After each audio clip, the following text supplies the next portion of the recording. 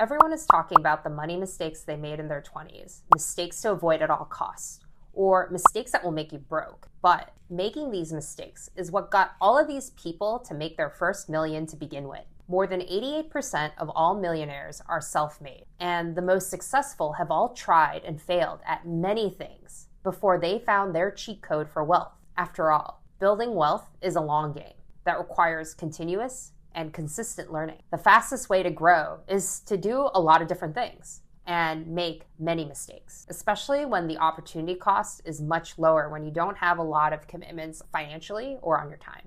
In this video, I'm going to share the money mistakes I made in my 20s that were key to my financial freedom now, the lessons I learned from those failures, and how I transformed these into wealth-generating opportunities decades later. The first money mistake was not having a budget. I didn't pay very close attention to my spending. When I got my paycheck, I set aside whatever I needed for daily necessities, student loan payments, and retirement savings. Then I spent the rest on experiences. I had a spacious luxury apartment where I never really spent a lot of time in.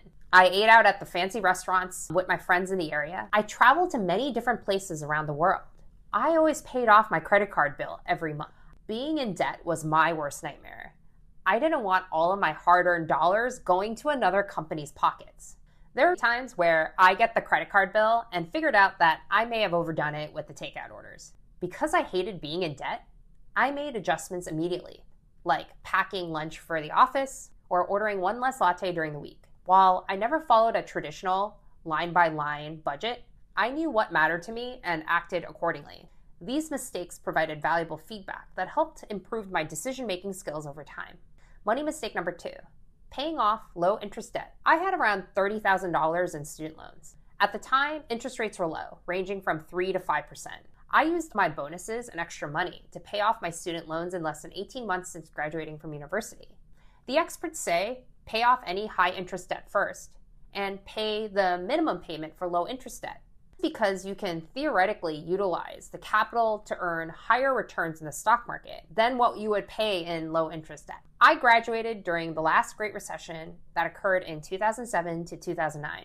The S&P 500 fell from 1,300 to 676. If I invested that $30,000 in this S&P 500 in 2008, that would be worth more than $156,000 in 2024. But not having those loan payments worked wonders for me. I felt a huge burden lifted from my shoulders and a sense of accomplishment. This gave me the confidence to take more calculated risks with my career and investments, because I didn't have to worry about any outstanding debt. Money mistake number 3. Investing in high-risk assets. The S&P 500 lost more than 38% in 2008, and a lot of stocks got hammered. At the time, I had around $20,000 available to invest in the stock market. Instead of investing in broad market index funds, I invested in 2 stocks at the time. One was a casino business that almost became insolvent. The other was a shipping company. I put $10,000 into each of them.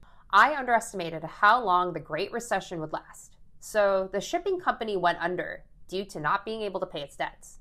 The casino business nearly went under, but their billionaire founder gave a cash infusion to stay afloat.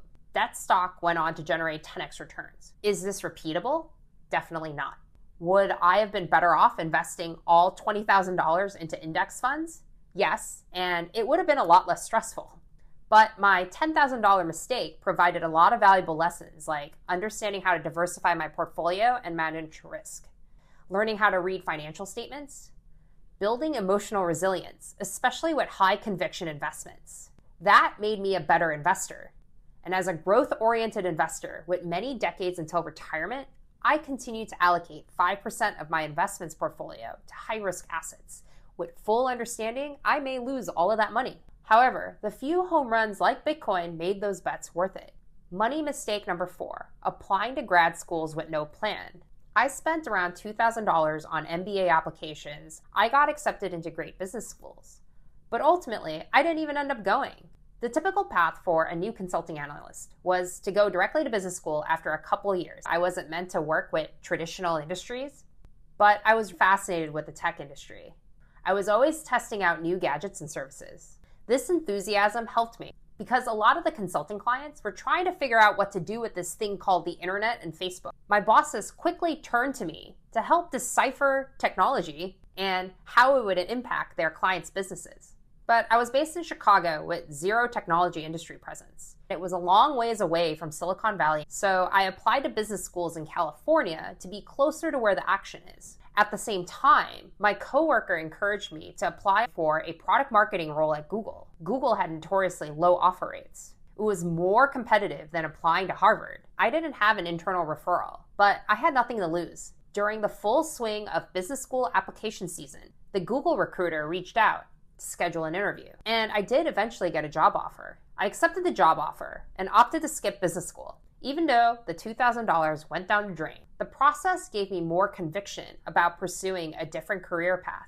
It also encouraged me to shoot my shot, and that random online application landed my gig at Google. Money mistake number 5, taking a pay cut. I left my 6-figure salary consulting job in Chicago to be a product marketer at Google in 2010. I took a $20,000 pay cut. I moved to San Francisco, where living costs were much higher. For example, my San Francisco apartment was 2 times more expensive than my apartment in Chicago and 50% smaller. From the outside, this was objectively worse, but there were intangible long-term benefits. Number 1, I was in Silicon Valley, the epicenter of the technology industry. Number 2, being at Google opened a lot of doors. It was easy to connect with entrepreneurs, investors, and senior operators from all over the world across many different parts of the tech ecosystem. The combo of proximity and network had the positive impact on my early career. Since then, I haven't applied for a published job listing. These connections enabled me to create my future roles, opened up investment opportunities, find mentors, and kickstart my own businesses. So if you're taking a pay cut because you can build a network that aligns with your career goals, that will yield significant dividends over time.